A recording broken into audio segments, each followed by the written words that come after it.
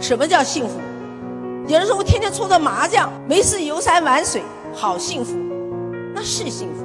人家说董明珠干什么？我说一天我就2点一线，上班下班回家，呀，那么枯燥，那么累，何必呢？